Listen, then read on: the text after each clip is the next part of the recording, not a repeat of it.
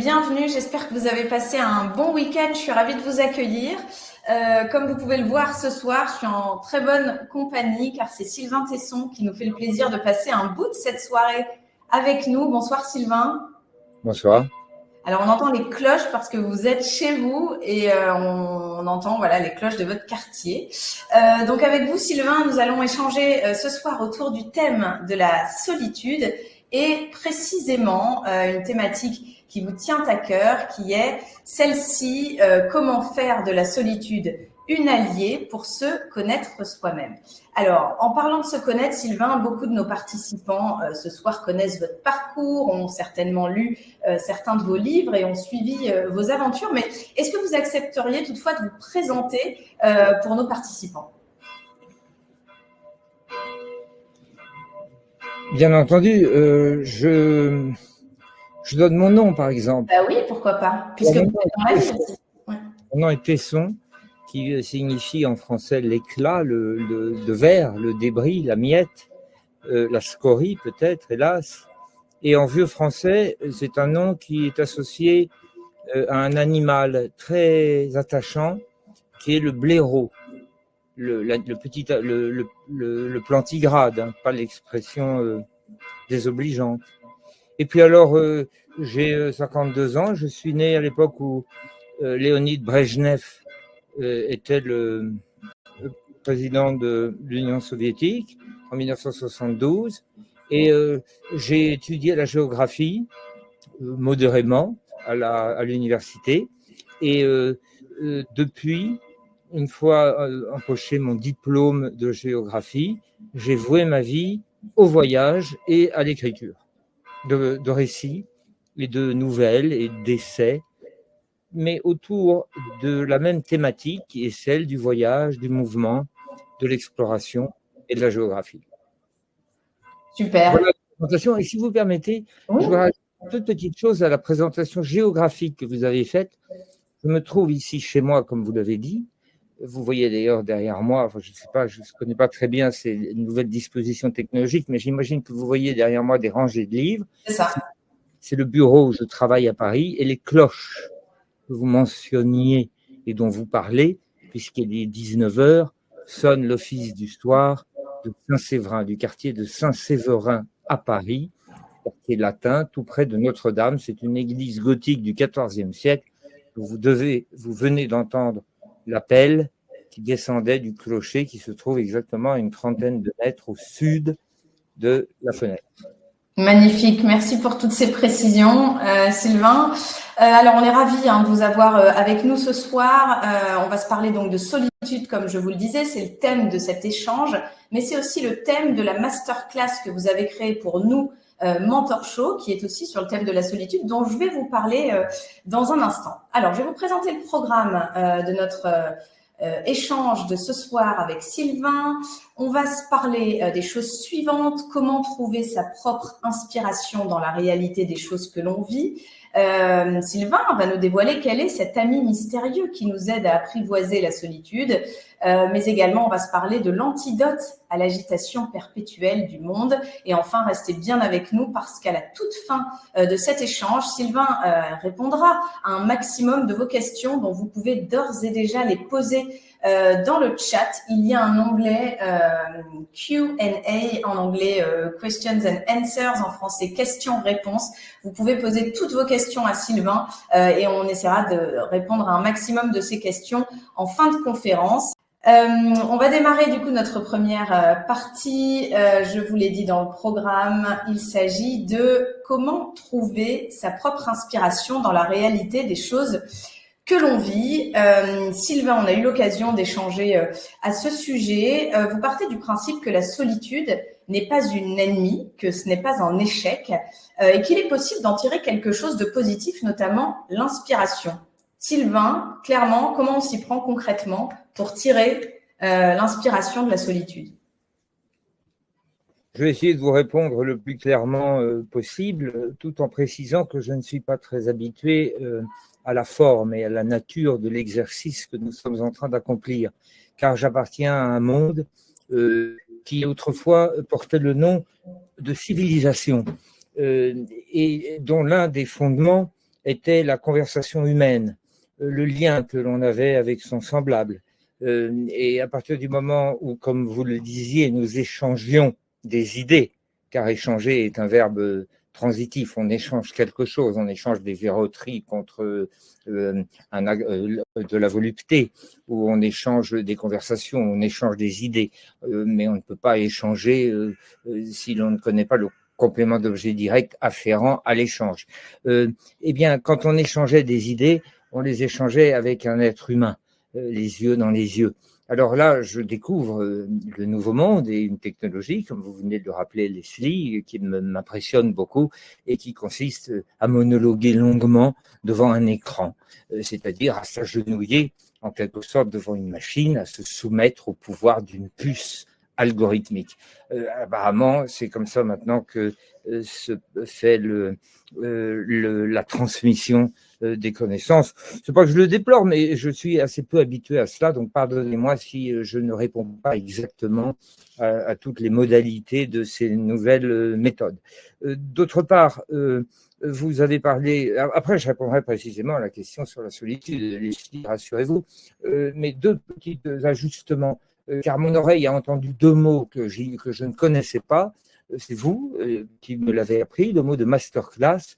J'imaginais que c'était une confession ou une présentation, un exposé, disait-on dans mon jeune temps. Et puis mentor show, alors au début j'ai été un peu impressionné parce que je comprends très mal l'anglais, alors je croyais que c'était la chaleur du menteur.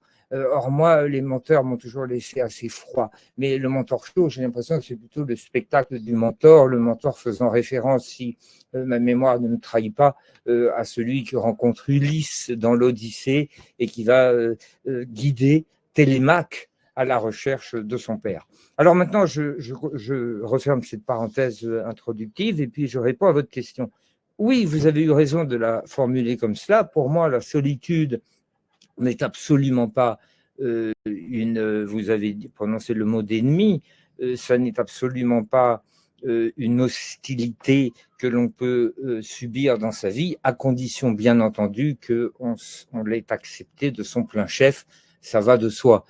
Pourquoi est-ce que j'ai associé, moi, l'état de solitude du voyageur, tel que j'ai pu le vivre en traversant les steppes de l'Asie centrale à vélo ou à cheval, ou bien en vivant dans une cabane en Sibérie, ou bien encore tout récemment en plongeant grâce à l'invitation de la Marine nationale dans un sous-marin nucléaire d'attaque en vertu de mon statut d'écrivain de marine, où j'ai vécu pendant quelques jours une solitude profonde, alors que pourtant j'étais dans un endroit où il y avait 80 personnes dans un sous-marin de 100 mètres de long.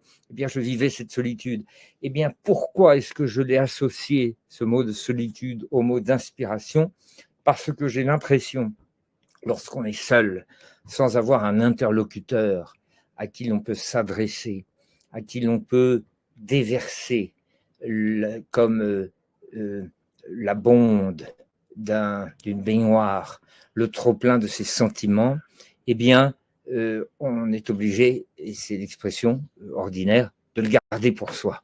Et le garder pour soi, finalement, c'est le travail de l'écrivain. L'écrivain garde les choses pour soi, et ensuite, il se servira du principe de délégation pour dire ce qu'il a au fond de lui-même, mais à d'autres.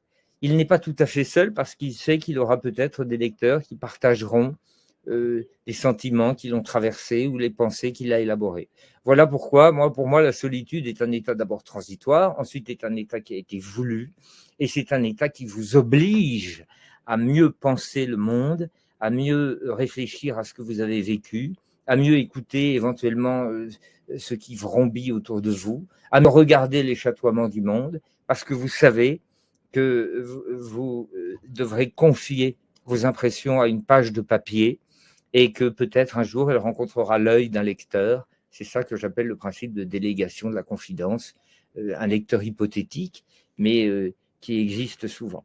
Alors pour conclure, je ne crois absolument pas que la solitude soit un mal, mais évidemment, je distingue la solitude qui est subie, la solitude qui est la douleur notamment dans les endroits très peuplés d'ailleurs, de ceux qui vivent par exemple dans des villes, tous en se sentant très seuls au milieu de la multitude, ce qui veut dire d'ailleurs que la solitude est d'autant plus mordante qu'elle est vécue au milieu des autres, et je la distingue de la solitude qui est utilisée comme l'outil de travail le plus évident de l'artiste.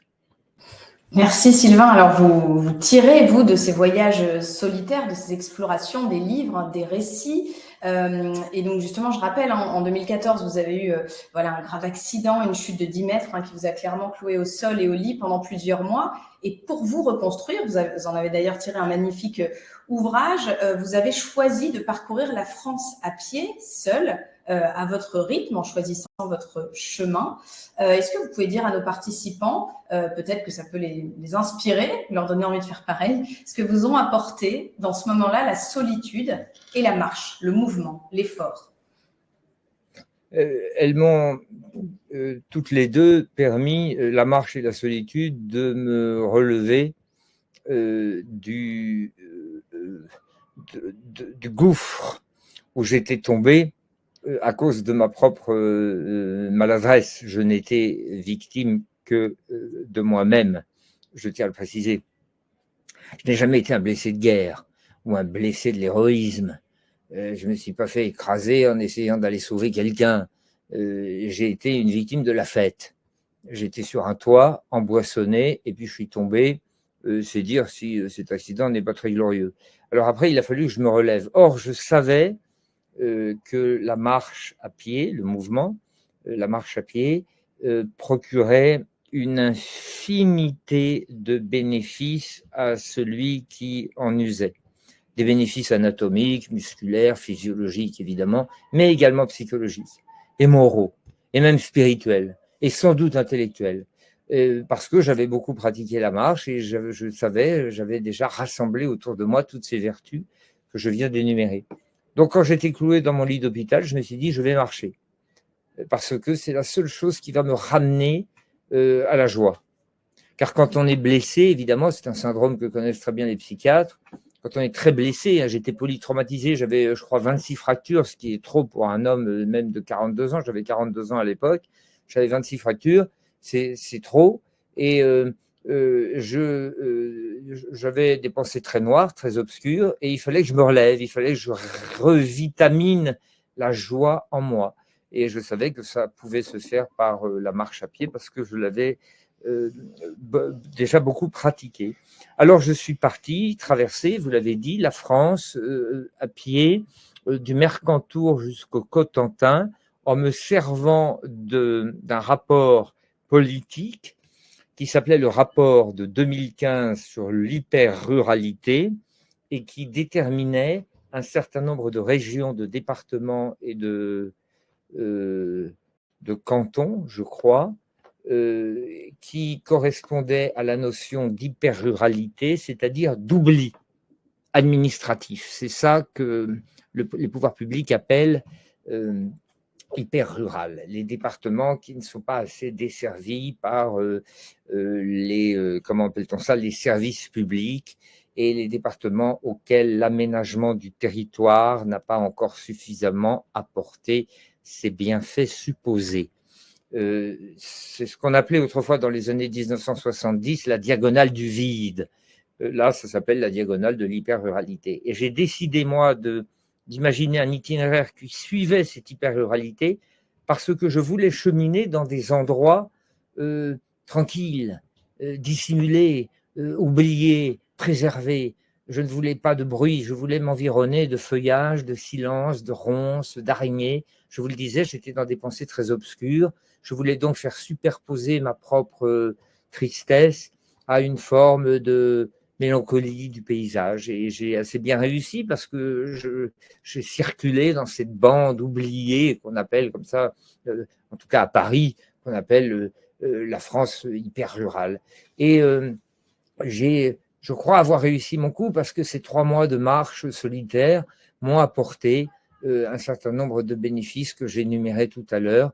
Et quand je suis arrivé au bord de la falaise du Cotentin, j'ai eu l'impression que c'était l'endroit où je pouvais précipiter dans l'eau mon sac de noirceur, au sens évidemment figuré, puisque je ne voulais pas polluer la mer Manche.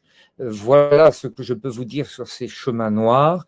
Et je peux ajouter que si la marche solitaire à travers la France m'a apporté la grâce de pouvoir me relever des parages très noirs, très obscurs, très effrayants dans lesquels j'étais tombé, c'est parce que la marche est la première et la plus belle et la plus oubliée et la plus naturelle des allégeances qu'on peut faire à la beauté du monde. Ce que je dis là est extrêmement banal. J'imagine que vous avez déjà fermé tous vos écrans parce que vous n'êtes pas infligé de devoir regarder un ordinateur alors qu'il y a un si beau soleil dehors pour entendre des banalités pareilles, mais c'est quelque chose qu'on a beaucoup oublié. Nous sommes des bipèdes et le monde est offert comme une table dressée devant nos yeux ébahis et nous oublions parfois de faire cette chose si simple qui consiste à marcher devant un paysage et en capter les sentiments, parfois de partir les revoir, les regarder à nouveau dans un paysage que l'on connaît ou en découvrir de nouveau dans un paysage que l'on ne connaît pas et de piqueter, de moissonner ces blasons extraordinaires de la nature. Tout ça est encore une fois extrêmement ordinaire, mais je l'ai vécu de manière tellement intense quand j'étais dans les tréfonds de la tristesse après mon accident, que chaque journée où je captais un scintillement du monde, très simple, que ce soit un oiseau ou un scorpion, un bouquet de ronces avec des murs magnifiques ou un coucher de soleil sur la Loire, eh bien à chaque fois je sentais mon organisme d'abord se regonfler de vitalité et mon esprit lui-même se faire fouetter par le contentement de saisir des parcelles de la beauté du monde. Voilà, vous voyez, c'est simple, hein, c'est idiot de devoir appuyer sur des boutons et écouter, comment on appelle ça, des masterclass pour entendre des choses pareilles, mais c'est étrange parce que l'homme croit que son salut est ailleurs.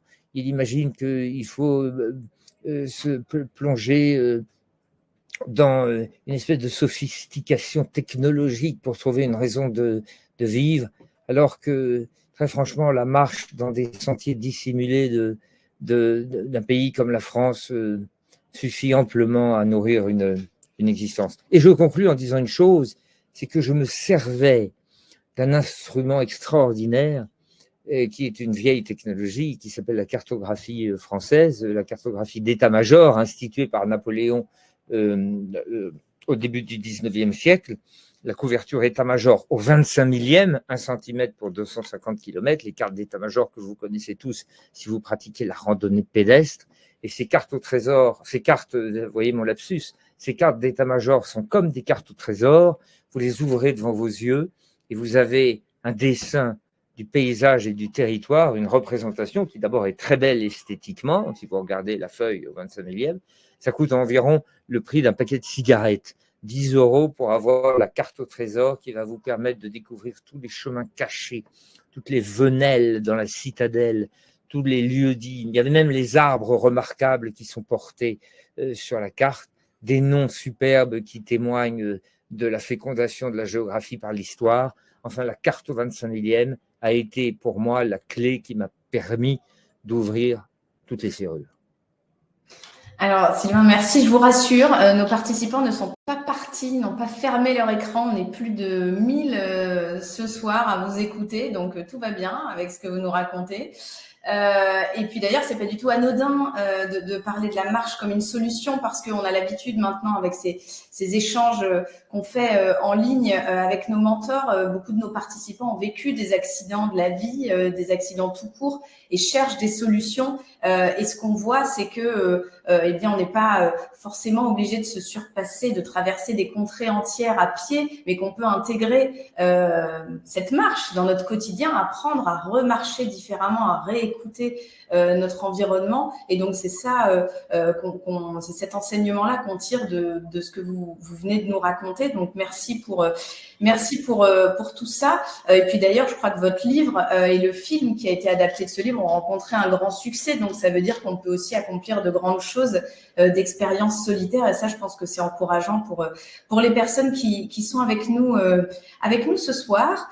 Alors, on se parle de solitude et vous, Sylvain, vous nous avez confié qu'il existe justement un ami mystérieux qui nous aide à apprivoiser la solitude. C'est une solution très simple et je crois que cet ami mystérieux, eh bien pour vous, c'est le cosmos. Alors moi, je veux bien que vous nous expliquiez dans quelle situation on peut convoquer justement ce cosmos qui nous entoure.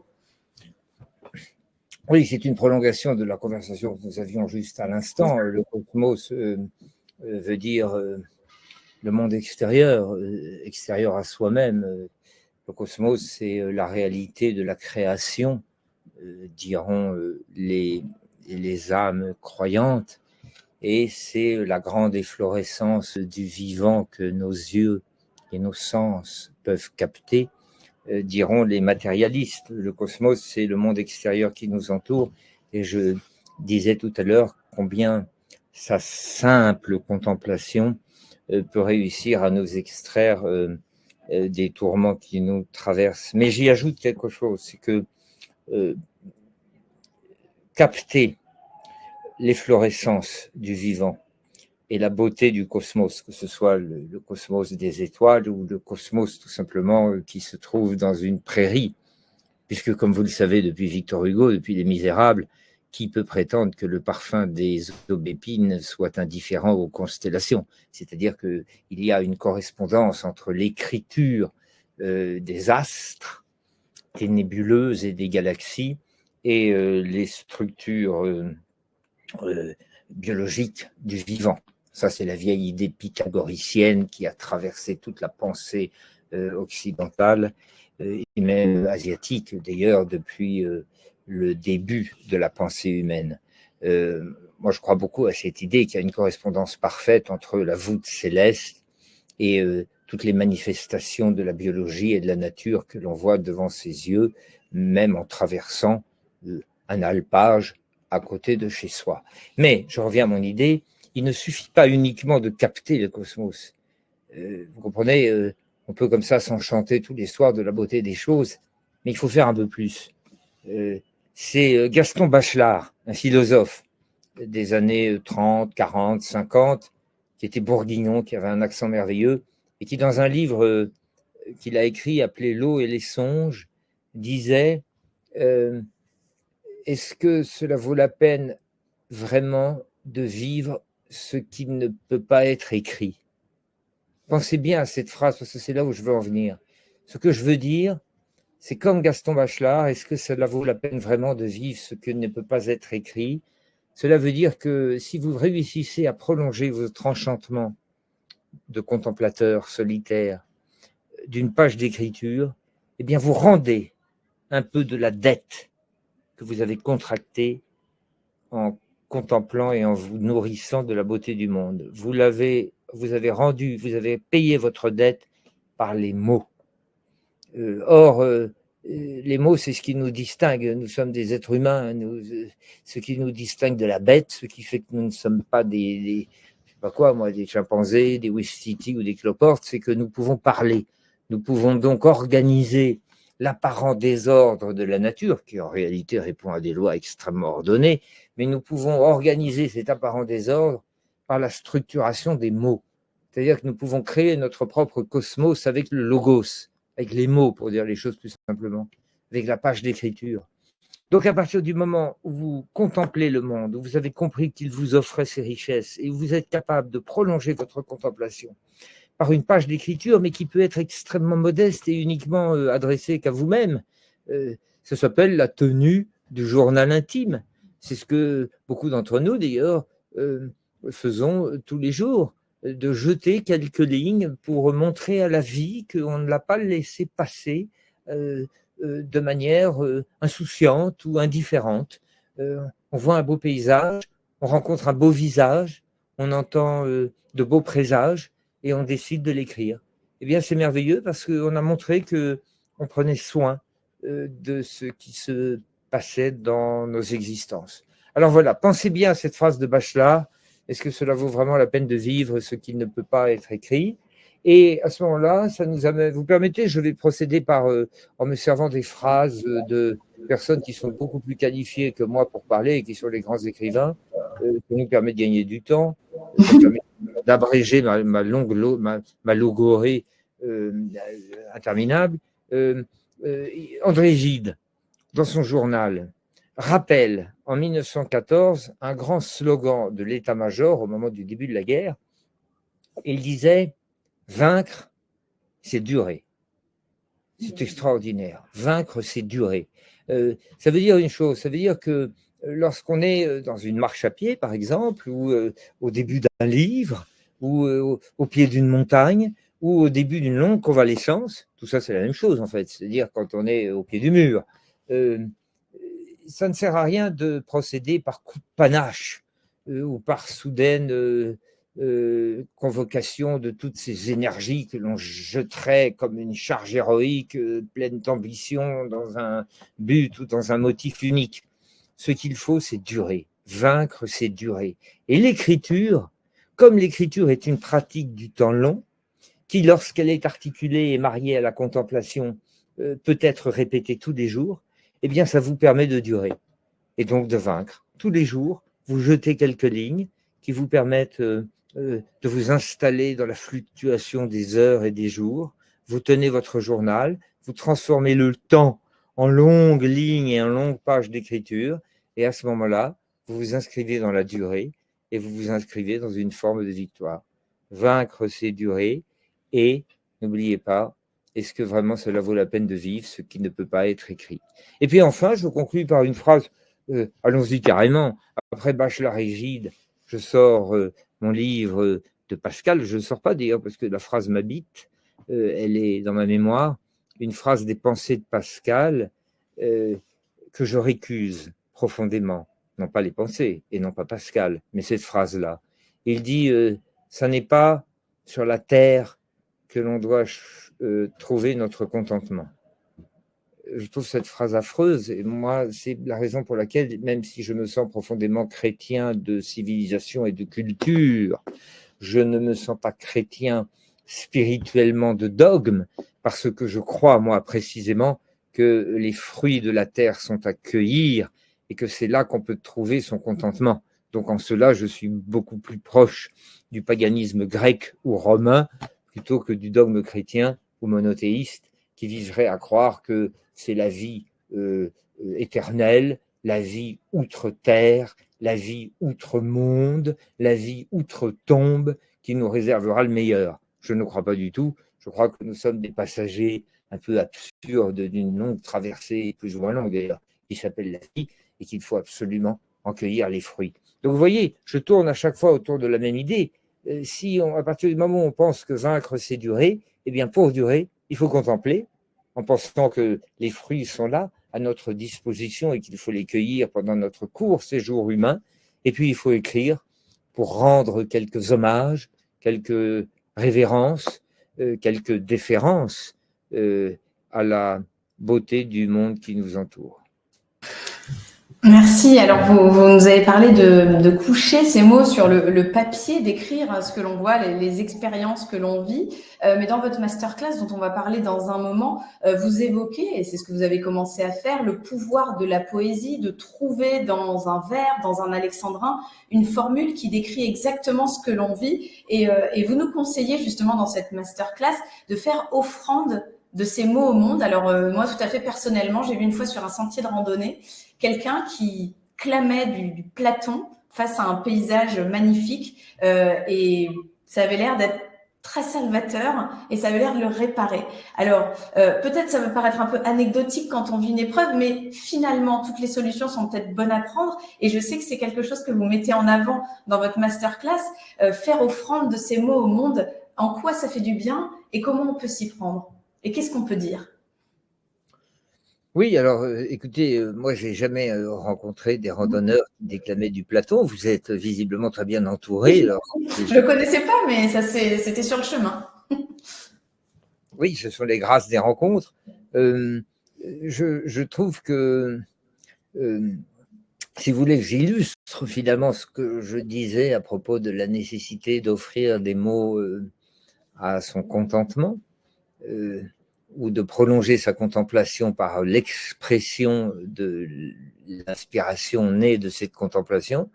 J'aime bien cette idée-là. Ça fait de mal à personne. On prend un carnet et on essaye de transformer en poésie ce qu'on a devant les yeux ou des idées qui vous sont qui vous ont jailli dans l'esprit. Alors évidemment, moi je vais pas me citer. Je préfère recourir à quelques illustrations de ce principe-là, de transformer la contemplation en expression.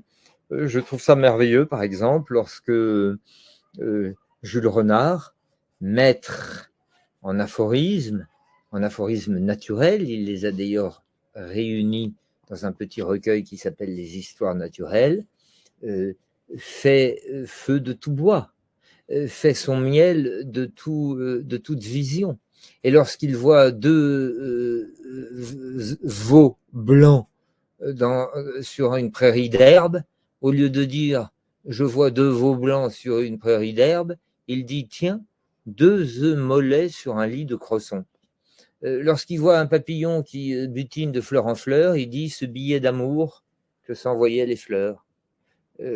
Lorsqu'il voit une araignée, une éperdiadème, la nuit, qui fait précipitamment, magnifiquement sa toile, il dit « elle posait des scellés au nom de la lune ». Vous voyez, c'est ça que j'appelle, moi, la prolongation de la contemplation par l'expression, et c'est ça que j'appelle l'offrande que les mots font à la beauté des choses. Merci. Alors, on en a parlé, hein, Sylvain, des remous, des épreuves que l'on peut vivre. Hein. Vous nous avez raconté ce que vous avez vécu et puis votre parcours, votre chemin que vous avez fait à travers la France pour vous reconstruire. Ça m'amène à notre troisième partie.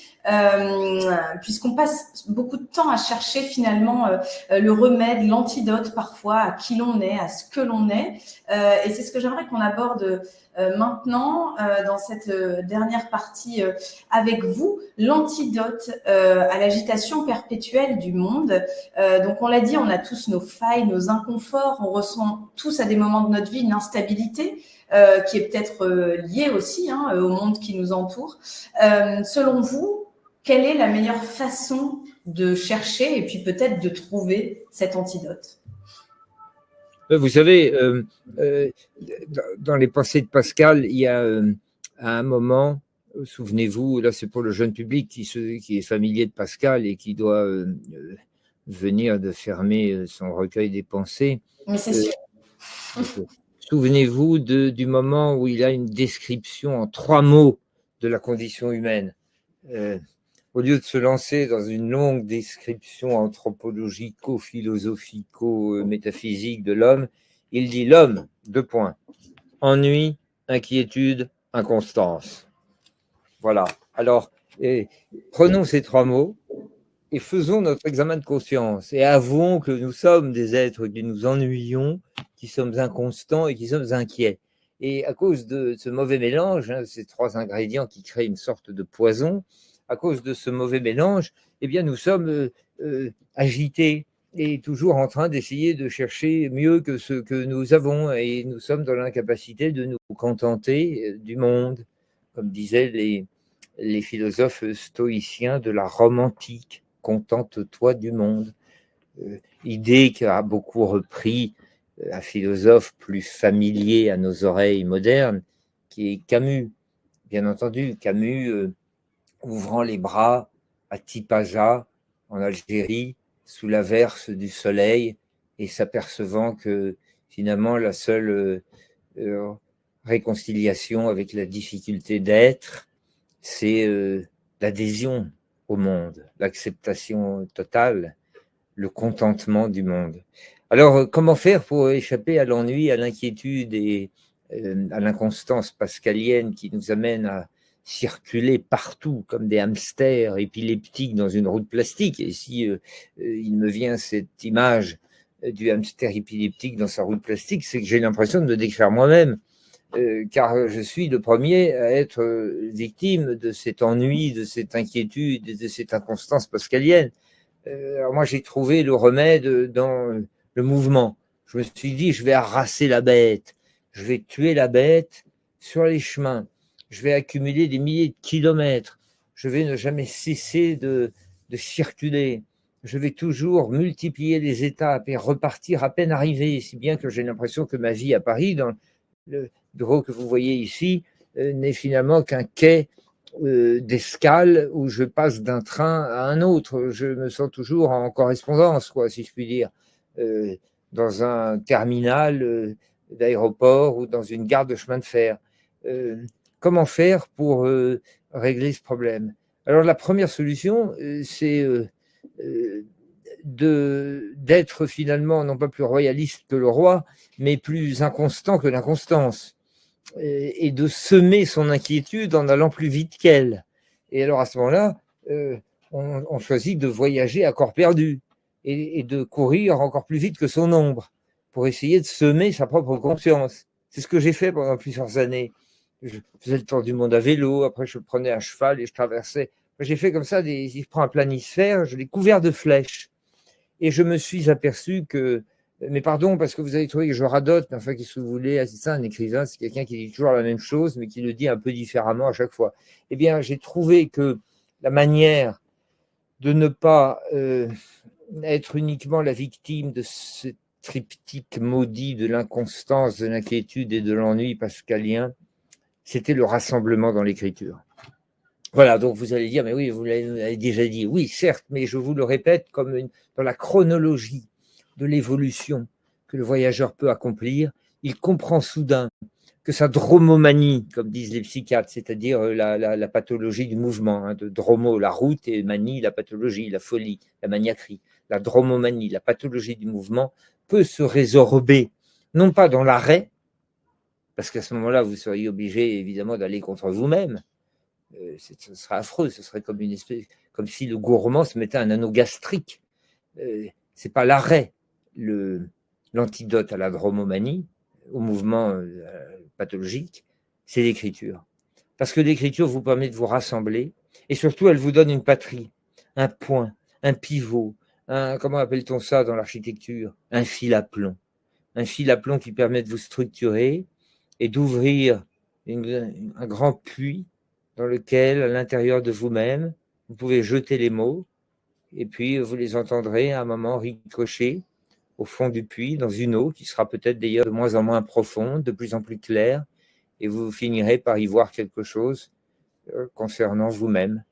Voilà ce que je pense être la bonne chronologie pour réussir à résorber la dromomanie, ne pas s'arrêter, mais prolonger le mouvement par l'écriture. Alors, il y a quelqu'un qui nous dit l'enfer, c'est les autres, c'est Julie, mais l'enfer, c'est aussi parfois la solitude. Qu'en pensez-vous? Que l'enfer, c'est les autres. Et elle dit l'enfer, c'est les autres, mais l'enfer, c'est aussi parfois la solitude. Pour elle, la solitude peut être un enfer. Oui, je vais répondre à votre question, mais pendant que vous présentiez les appareils, enfin les appareillages. Absolument. Oui, et que ça ne marchait pas d'ailleurs. En cela, c'est une nouvelle technologie, mais après, vous avez réussi à faire en sorte que ça marche. Et je regardais dans mon édition de Ulysse, de l'Odyssée d'Homère, dans la traduction de Victor Bérard en alexandrin, je regardais le passage où Télémaque retrouve Mentor. Et alors, Mentor, à ces mots, il s'assit, et Mentor se leva. Mentor, le compagnon que l'éminent Ulysse, au jour de son départ, avait chargé du soin de toute sa maison pour aider le vieillard et tout garder en place. Alors voilà, c'est magnifique, on voit que Mentor est l'ami de l'éminent Ulysse qui aide à la continuation au moment du départ d'Ulysse. Voilà, je referme cette parenthèse, mais souvenez-vous que nous avions commencé par parler de la dénomination de votre organisation et de Mentor Show. Alors, la question de madame est terrible. Oui, l'enfer, c'est les autres. C'est la phrase de Sartre qui clôt quoi? Peut-être huis clos d'ailleurs, ou les mouches, ou enfin un roman de Jean-Paul Sartre, l'enfer, c'est les autres. Le comment? Ah, c'est une pièce de théâtre. C'est dans une pièce de théâtre de Jean-Paul Sartre, L'enfer et les autres. Euh, je et alors Madame prolonge cette citation de Sartre en disant qu'on peut la retourner et en se disant que la solitude, c'est l'enfer. Bien sûr, il me semble que tout à l'heure, j'évoquais l'idée que si la solitude n'était pas choisie, comme toute chose qui n'est pas choisie, elle peut être un mal. C'est d'ailleurs la définition, c'est la catégorie qui sépare la vertu du vice. C'est ce qui est subi de ce qui est choisi. C'est la grande différence entre les catégories de l'existence. Il y a ce qui vous est offert par votre volonté, et puis il y a ce que vous devez malheureusement subir de l'adversité. Alors, moi, j'ai essayé de vous exposer la raison pour laquelle je n'étais pas d'accord avec l'idée que la solitude, c'était l'enfer, parce que, comme j'essayais de le dérouler, je crois que précisément l'état de solitude, pour peu qu'il ait été voulu, qu'il ait été bâti, peut être un grand fouet pour l'inspiration, parce que l'on sait que cette solitude, un jour, sera brisée. Cela dit, je suis d'accord avec cette dame qu'il arrive souvent que la limite de la vie solitaire, quand on l'éprouve dans le voyage ou dans la randonnée ou dans la pratique de la montagne, la limite de la solitude, c'est que on sent tous les bénéfices qu'elle vous apporte, mais il vous manque quelqu'un à qui le dire. Voilà pourquoi le petit calepin dans lequel vous confiez vos pensées qui un jour tomberont sous les yeux de lecteurs potentiels est, à mon avis, une manière d'échapper à cette impression que l'on vit l'enfer. Merci Sylvain. Il y a une autre question d'Emmanuel. Comment savoir si on est trop seul? Comment savoir si notre solitude devient un problème? Là, vous me posez des questions qui échappent à ma compétence parce que, encore une fois, je n'ai vécu, moi, que des solitudes tout à fait épisodiques, tout à fait éphémères, encore une fois, qui étaient parfaitement acceptées puisqu'elles étaient voulues. Elles procédaient uniquement de l'exercice de ma volonté et de mon envie de bâtir des situations. C'était des formes, finalement, de mise en scène. C'est d'ailleurs un reproche que j'ai souvent eu à entendre, qui m'était fait, que j'étais un faux ermite, un faux vagabond, et que je me gobergeais beaucoup de la scène, des projecteurs, pour exposer mon adoration de la solitude, ce qui paraissait très contradictoire. Et moi, j'ai toujours accepté cette contradiction qui est la mienne, qui est la contradiction de l'écrivain, qui souvent se met en scène, ou en tout cas se met en situation de vivre des choses par goût de les exprimer. Et finalement, si j'étais très sincère avec vous, je dirais que je ne suis peut-être pas un adorateur de la solitude, je suis un adorateur de tout ce qui me met dans des états que je ne connais pas forcément, parce que j'éprouve un immense plaisir à les verbaliser, à les écrire. Alors, monsieur me demande, à partir de quand on ressent que sa solitude n'est plus une grâce, est une douleur et peut-être un mal. Je vous dirais très banalement, à partir du moment où vous en souffrez, à partir du moment où vous conduisez votre vie selon le principe de Gérard de Nerval et de Pascal d'ailleurs, que le Dieu du monde, c'est le plaisir, ça c'est Gérard de Nerval qui dit ça dans un petit poème, à partir du moment où vous pensez comme Pascal que finalement le grand motif de la vie humaine, c'est de chercher le bonheur, ce que je crois, eh bien, si jamais à un moment vous sentez le poinçon de la douleur, c'est le signal parfait pour essayer de vous sortir de l'état dans lequel vous êtes. Voilà la réponse très banale, mais à mon avis très suffisante que je pourrais donner à ce monsieur. Alors après, encore faut-il, évidemment, avoir les moyens de se sortir de l'état de solitude. Et ça, c'est un autre problème. C'est la complexité des existences, des voies que l'on choisit et des échappées que l'on peut ou pas trouver. Merci Sylvain. Alors il y a Céleste qui vous demande si le voyage n'est pas une fuite de soi-même masquée de l'envie d'aventure. Bien sûr, bien sûr. Le voyage est une possibilité d'échapper à soi-même.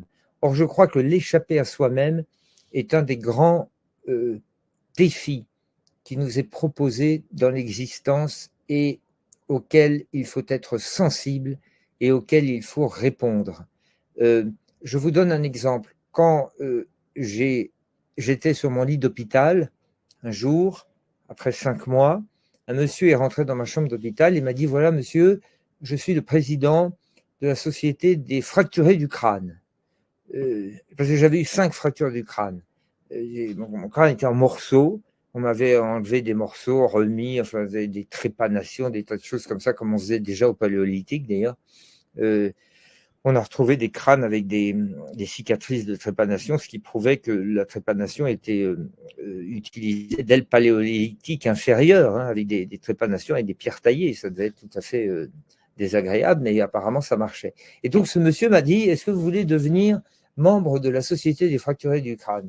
Et à ce moment-là, je me suis dit, mais c'est un mauvais choix parce que ça voudrait dire que l'on forge son identité sur sa douleur. Or, parmi tout le spectre des antidotes et des remèdes que vous propose la médecine, il y en a un qu'on oublie un peu et qui est la nécessité de s'oublier, d'oublier un peu la douleur que vous avez vécue. Parce que si jamais vous commencez à vous constituer une identité intérieure fondée sur votre douleur, eh bien vous allez en fait la cultiver et la macérer. Et je crois beaucoup à la vertu de l'oubli de ses propres douleurs. Ça s'appelle se dépasser, ça s'appelle échapper à soi-même. Et pour cela, le voyage offre une extraordinaire voie d'échapper. Vous décidez de vous consacrer, de vous livrer en pâture à l'inconnu, à l'imprévu et au monde extérieur. Et vous découvrez l'horizon et vous échappez à vous-même. Alors oui, bien sûr, Céleste a raison. Le voyage est souvent une manière d'échapper à soi-même, mais moi je le vois plutôt comme une disposition assez positive. Il faut à un moment cesser de ratiociner et de macérer dans son tas de misérables secrets dont on croit toujours qu'il est extrêmement singulier, alors qu'en réalité, nous sommes une dizaine de milliards d'êtres humains à partager à peu près les mêmes tourments, les mêmes labyrinthes et les mêmes nœuds. On croit tous que, évidemment, nous vivons en transportant des univers intérieurs extrêmement singuliers et précis, alors qu'en réalité, ils sont assez répliqués, ils sont assez les mêmes. Alors, je crois que c'est une très bonne, c'est une bonne énergie vitale que d'aller vers autre chose que soi-même. Ça peut être la contemplation des arts, ça peut être la lecture, bien entendu. Ouvrez les livres, ils vous montreront d'autres univers qui vous permettront d'échapper aux souvenirs de vos propres douleurs. Ça peut être la contemplation des animaux. Je crois que c'est là une expérience de l'altérité absolue. À partir du moment où vous regardez d'autres êtres vivants que les hommes, vous sortez de cette espèce de corporatisme syndical humaniste qui consiste à n'aimer que ce qui appartient à la sphère humaine. C'est pour ça que moi, je ne m'intéresse pas uniquement aux arts humains, à la politique, au théâtre, à la musique. Je m'intéresse parfois aux non-humains, à la minéralogie, à la climatologie, à la phénoménologie du monde, à la biologie, à la botanique, quoi d'autre, à la paléontologie, à toute chose qui me permet d'échapper à l'humain trop humain de Nietzsche.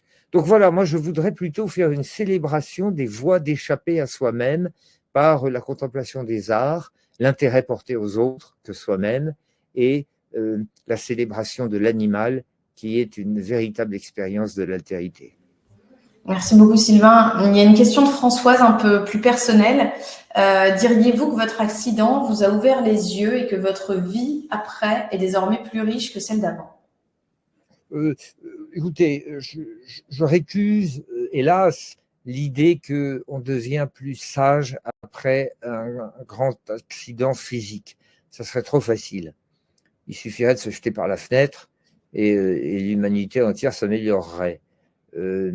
J'aimerais bien, évidemment, me dire qu'après ce très grave accident, après avoir approché d'assez près l'extinction des feux, j'aimerais bien me dire que mon être se serait amélioré. Mais malheureusement, je crois que c'est un peu le contraire, c'est-à-dire que guérir, c'est essayer désespérément de redevenir celui que l'on était. On avait une chance d'être un autre, puis malheureusement on guérit, et alors on se réinstalle dans celui que l'on était. En revanche, il y a une chose qui est indéniable, c'est qu'on gagne à survivre un immense surcroît du bonheur de vivre, bien entendu. C'est comme, vous vous souvenez, quand on était petit, enfin ça n'existe plus je crois maintenant, mais dans les bistrots, il y avait des flippers. Alors on mettait une pièce, et puis on jouait au flipper, et puis si on gagnait, il y a la boule comme ça qui allumait des tas d'ampoules, et on gagnait, et on avait une partie gagnante, partie gratuite ça s'appelait. Eh bien moi j'ai eu une partie gratuite au flipper de la vie, et à ce moment-là, je suis devenu encore plus éperdument amoureux de l'existence, avec un appétit d'action qui a été décuplé. Cela, oui. Dire que je suis plus sage, je ne risquerai pas à l'exprimer, mais dire que je considère la vie encore plus qu'avant comme un trésor superbe qui nous a été donné sans condition et sans qu'on ait besoin de rien demander à personne, alors cela, oui, bien sûr. Je pense que c'est une magnifique conclusion pour ce soir. Sylvain, merci beaucoup pour ces mots magnifiques. Merci pour le temps que vous nous avez consacré. Je vais diffuser dans un instant la bande-annonce de votre masterclass. Est-ce que vous avez un dernier mot à adresser à tous les participants qui nous ont suivis? Ah oui, éteignez tout et ouvrez des livres. Voilà. Merci beaucoup Sylvain d'avoir été avec nous. Merci pour ce magnifique contenu que vous avez créé pour nous. Restez, ne raccrochez pas tout de suite. Je vais vous lancer la bande-annonce de la masterclass de Sylvain. Sylvain, j'ai été ravie de vous revoir, de partager ce bout de soirée avec vous. Merci d'avoir répondu à toutes ces questions avec beaucoup d'intérêt. Et bien, je vous souhaite une magnifique soirée. Et puis, je vous dis à très vite. Eh bien, merci beaucoup. Et même si je n'ai pas vu l'auditoire, je le salue. Merci pour eux. Merci beaucoup, Sylvain. À très bientôt et très belle soirée. Moi, je vous lance la bande-annonce. Au revoir. Bye. Au revoir.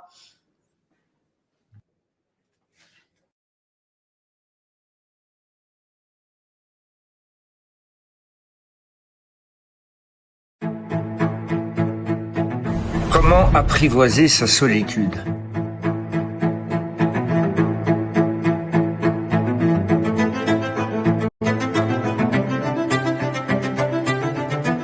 C'est une question que je me suis beaucoup posée, dans mes cabanes, dans la montagne, au fond de la forêt, au cours de mes voyages. Et j'ai toujours demandé la réponse au mouvement et à la poésie.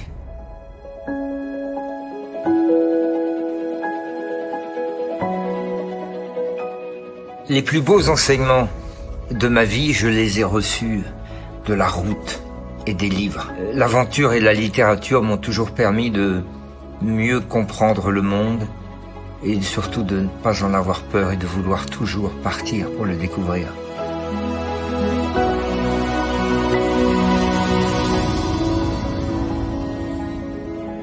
J'aimerais vous convaincre que la poésie et le mouvement disent au fond la même chose. Il faut réussir à s'arracher à soi-même, à ses petits secrets, à ses ambitions, à sa gloriole, et partir éperdument pour lire la poésie du monde et la réalité de la poésie. Je ne me suis jamais encore plié à l'exercice de la masterclass. C'est la première fois de ma vie que je le fais. Je connaissais même pas le mot de masterclass. J'ai l'impression que c'est davantage une confession, mais je suis content de m'y essayer et de vous entraîner dans le mouvement de la poésie et dans la poésie du mouvement. Je suis Sylvain Tesson et voici ma masterclass.